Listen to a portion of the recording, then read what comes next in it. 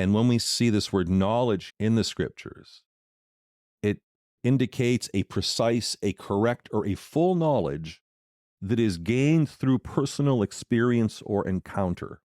To come to know the truth is to have a personal encounter with the truth, and we also know the truth is Christ himself. This is what makes us free, a knowledge, a personal encounter with Christ.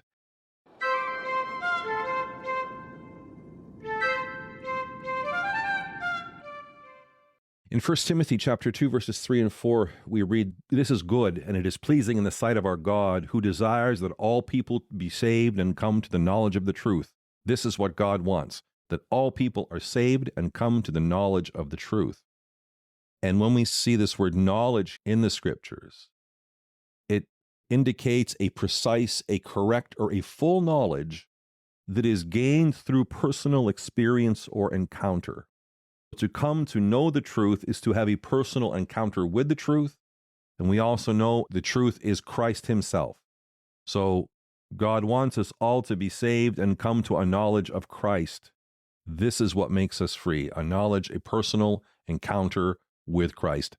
Communion with him, this is what sets us free.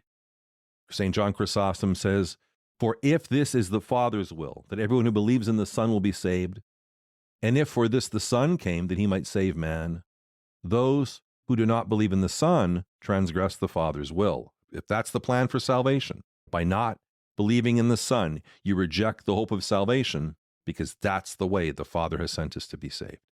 But again, we note that the will of God the Father is that we are saved. That's his will. Now, we can conform to that will and walk the path of salvation that he's laid out for us, or we don't have to do that. We have that choice. But if we choose to rebel against God, there are obviously consequences to that choice.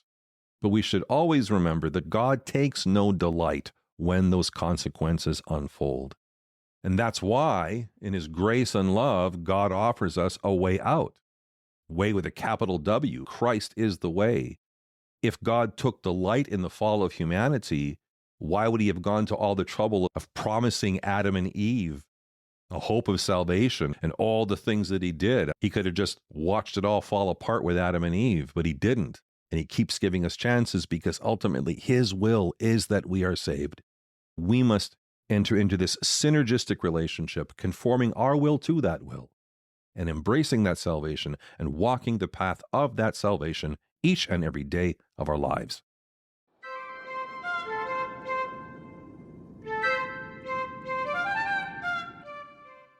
Thanks for joining me for this episode of my podcast.